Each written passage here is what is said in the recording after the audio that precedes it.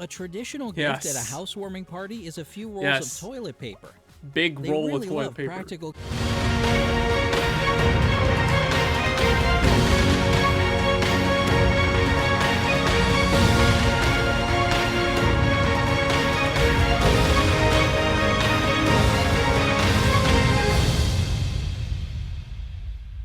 What's up, guys? John back with another reaction video, and today we are going to do a video about Korea. And if you guys don't know, I've been in Korea for about 8 years now. So and I'm an expat. I grew up in the US and I moved here. So I have an idea of what Korea is. I didn't know anything about Korea before coming here. I just up and moved for my MBA. So that is my background. We're gonna take a look at this video just to see if it is true. And I want to compare my experiences to this video and to let you guys know what I think. So let's get into it. All right, I am excited for this. I'm very curious actually to see what they choose. There's a lot of strange things that I wasn't used to when I came here. So I'll play the video and then I'll talk over it.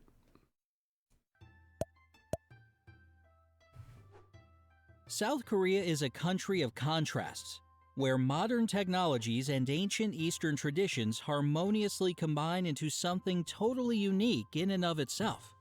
Every journey to this amazing country reveals countless new secrets and mysteries. So here's a selection of the most remarkable findings from South Korea that just might astonish you. 15. They have unbeatable state support for pregnant women. Yep. The state definitely goes out of its way to support pregnant women in this country.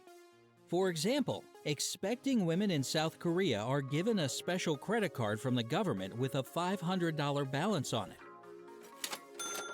A future mother can spend this money on medical treatment and all necessary supplements and prescriptions. The state also they have like special parking spots for women in front of hospitals, and it's like a pink sign. And also on the subway they have special seats for pregnant women. So I definitely agree. They have a lot of money, and for women. I'm looking at this picture. This is a picture of Hong Kong, so I don't know why they put this picture. I'm confused a little bit. There's many pictures about South Korea or Seoul, so I don't know why this video has a picture of one of the main shopping areas of Hong Kong.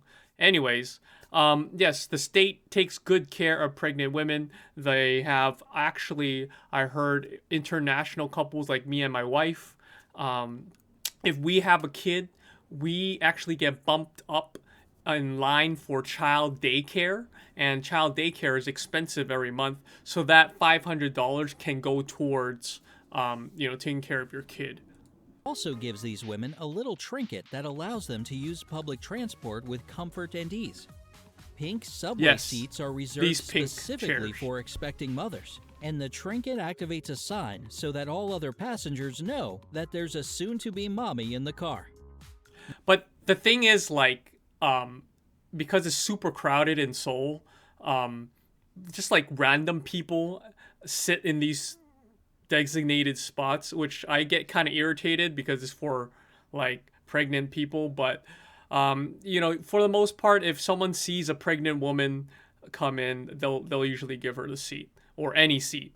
But these seats are designated for pregnant women, and if you are a pregnant woman, you also get this. It's like a little tag, like those plastic tags you get for the handicap. It's kind of like that, but you can wrap it around your bag or backpack, and that's how people know that you're like expecting. So they'll usually yield you a seat on the bus or on the subway. This is especially helpful for those in the early stages of pregnancy when it's not so obvious that a woman is expecting. They also get special parking spots near the entrance of most public buildings and other facilities. And they're not just for pregnant women. Mothers can use these parking places up to 6 months after giving birth. 14. Almost every bus stop has a digital information panel with the bus That's schedule really on cool. it in real time. Super convenient for To start with, for there are people. bus stops conveniently placed near every subway station in Seoul. And all the buses in South Korea are new and equipped with air conditioning. Buses run 24/7, but they don't stop at all scheduled bus stops. That's why you need to be attentive. And when you see the bus you need, you have to signal for it to stop. The public bus system can be pretty confusing at first, especially Yeah, I had an experience. Bus drivers here, they won't stop if you're on the bus, and if you don't press the button to get off, they'll just go right through. If no one is gonna, get off, signal that they're gonna get off, even if you're standing next to the door. I had the bus driver just keep on going, and I didn't press the bell because I thought they would stop, and they don't. So you have to definitely press the bell if you're gonna go stop. You can't just stand there.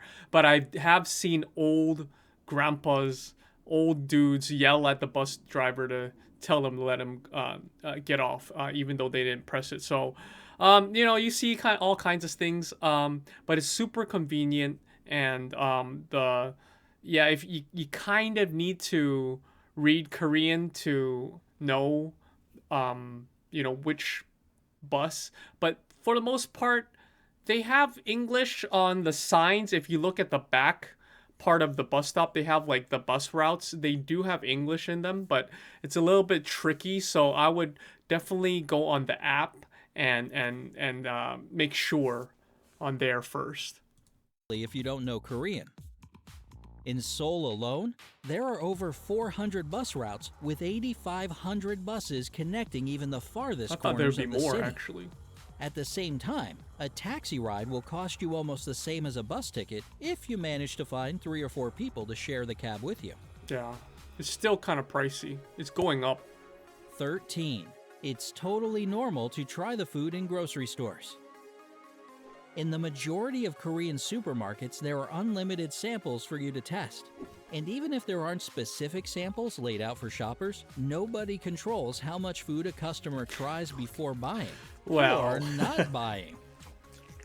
I would say they have these ladies that control. It's like Costco, they have people standing there handing out samples. So they'll know if they'll tell you not to eat too much if you keep on going back. But you'll see that sometimes. But because of COVID, definitely no more.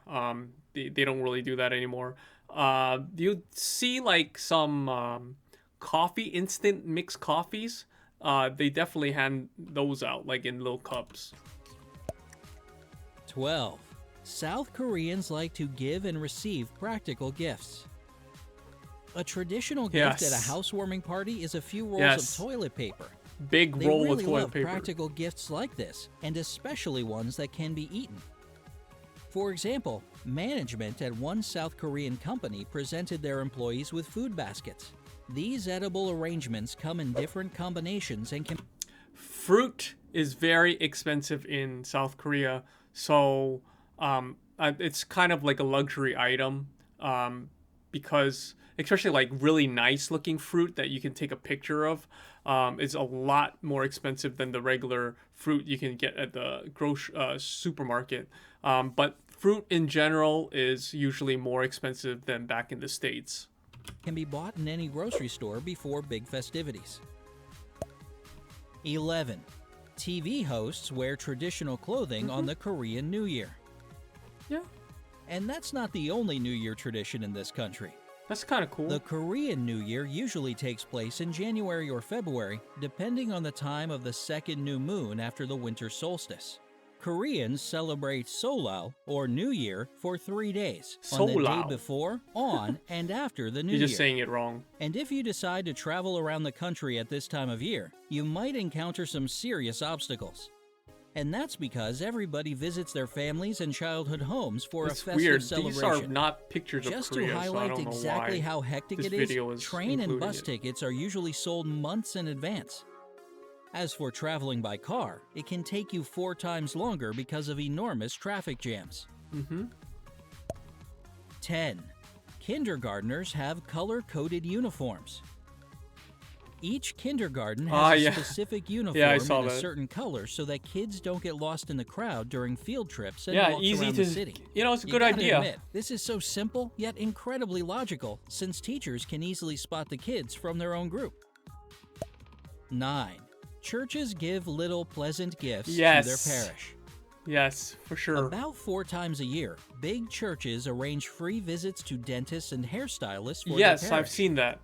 If you guys watch my video about my birthday, when we went to Seoul Station, there was a whole line of free dental cleaning and haircuts for people who cannot afford. So I love this about Korea is that the churches are very active in giving free services to people who cannot afford it. One more thing to note that when I was a student doing my MBA, the school gave a notice to all of the foreign students that they would have a church come and give out these services. So I did go to one of these clinics, but I didn't do the teeth cleaning because I wanted to spend more money because I had the money. But there were other students that couldn't afford it, and they tried this dental service, and it looked really painful. Like they were really screaming and yelling. So I'm not sure if they were the people that are actually performing these services are super. I'm talking about they're super professional about it, or if they're just kind of volunteers. But they do have some sort of credentials, of course. But I was scared to do it because it looked really painful, and there were people screaming in the chairs. So I was like, nope, I'm not gonna do that. They even have representatives who actively recruit people and businesses that want to participate in this generous program. The most common way they invite community partners is by distributing free wet wipes with their church's address on them. Wet wipes are everywhere, not just Korea for churches, but for if you're in the middle of the road and they're handing out some flyers, they'll give you some wet wipes. World with a parish consisting of over 1 million people a year. 8. High schoolers study until midnight. Yep. Korean kids have to study a lot. Elementary students have classes from 9 a.m. to 6 p.m. Middle schoolers go home at 10 p.m. And high schoolers sometimes have to study until 1 in the morning. That's why school libraries are open 24/7. Unfortunately, and also some schools have dormitories, like high schools, where students are able to sleep there, and the cafeteria is open super late so that they can accommodate the students that are studying there. It's not usually it's mandatory, but I don't know if you have to stay there because if you have an academy, which is an outside study hall, for a certain subject that the parents have to pay extra for, then I think it's an excuse to go.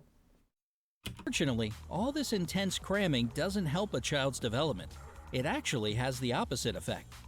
Many of them lose interest in hobbies because they simply don't have any time for any kind of a personal life. They study all the time, sleep during their daily commute, and spend any bit of free time on social media. Oh, I mean, this is 2018. I was here during that time, but it's not that long ago. But I have to disagree with that because I did work with children, and I still do work with children now, young children, and many of them have a lot of hobbies. They go swimming, they have swim class, they have taekwondo class, they have any type of club activity when they're younger. Obviously, when you get older, you have less time for that because you're studying. But I still think that there are a lot of time that kids nowadays can make so that they have time to do other things. But I would have to say, but maybe the kids in Seoul, yeah, the really ambitious ones have to study a lot. But there are, we have to remember there are other people outside of Korea, of Seoul, that have a lot more time because it's not as competitive in terms of the school system in that area. So they have more time to do other things. 7. Couples like to wear matching clothes. Yep. South Korean lovebirds like to let everyone around know that they're an item. In fact, a relationship is supposed to be an all-consuming affair.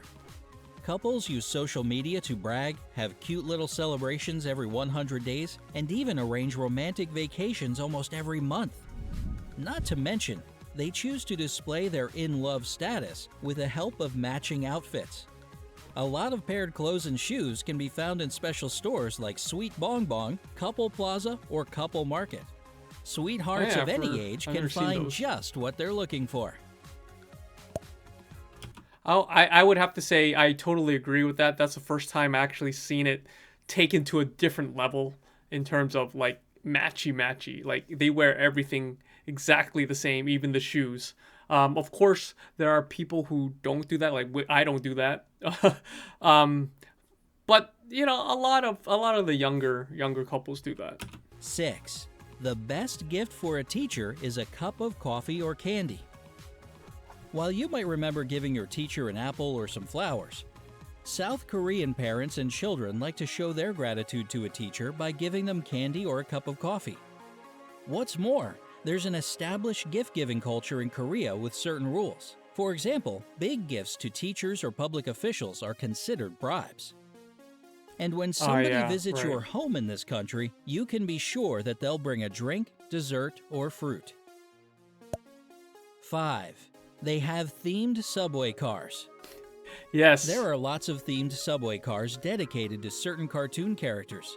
Stations are even announced in these characters' voices, and they have life-size sculptures of them sitting on the seats. That's kind of like wasting a seat. In Seoul, there's a subway train dedicated to a comedy animated series called Larva. It runs on the Green Line 8 times a day and features 2 of the cartoon's main characters in every car. Yeah, the cartoon characters. 4. It's a more isolated country than we think. Yeah, it's just pretty isolated. Koreans practically never listen to music or watch movies from other countries. They're not very familiar with Western traditions, and they don't even have geography at school. At the same time, they'd be happy to tell you anything you want to know about K-pop singers and bands. The most popular musical group among the South Korean youth is the boy band BTS. 3. They don't really eat dogs. This is a dying trend in South Korea since almost the entire young generation has never even tried dog meat. Oh, of course. Now, it is That's still like an older possible tradition. to try this dish there, but it's extremely expensive. Modern Korean cuisine is really healthy. They usually eat grilled meat without oil, a lot of vegetables and plants, and rice. But even more than rice, Koreans love coffee. Yes. Me too. That is ridiculously true. I had no idea how much they were addicted to coffee until I came here, but literally every single block, there's like 10 coffee shops. 10. I'm not saying like one, I'm saying like 10. They're like stacked on top of each other. That's how crazy it is. 2. There's a lot. Oh, another thing. There's several stations that I go to. There's a Starbucks on every corner of the intersection. Lack of trash bins, but plenty of public restrooms. You won't find any trash bins on the street in South Korea because the people there are super tidy. Now you might be thinking, what are you supposed to do with your empty water bottle? There are tons of there are lots of neighborhoods around where I live. With trash cans trash inside. Everywhere. You can find them at each Especially subway Hongdae. station and in every park. The restrooms are very clean and come with all the necessary amenities. They have separate stalls for disabled people, and women's restrooms are, of course, equipped with diaper changing stations. 1. South Koreans' workaholism has no limits. Yeah. The government of South Korea has recently taken an active fight against workaholism, which has become a countrywide disease. Office workers are now required, by law, to turn off their computers on Friday evening. Everybody is supposed to abide by this new rule, but on special occasions some exclusions can be made. Public officials are also exempt, 67% to be precise. This drastic measure is necessary to force people to have a healthy work-life balance. Still, not all South Koreans appreciate this new law. Alright guys, so that was the video, 15 strange things about South Korea. Let me know down in the comments if you guys are surprised at any of these, and are you guys curious about my opinion about them. I think I talked a lot about each thing. There's only 2 or 3 points on there that I didn't agree with because it's true.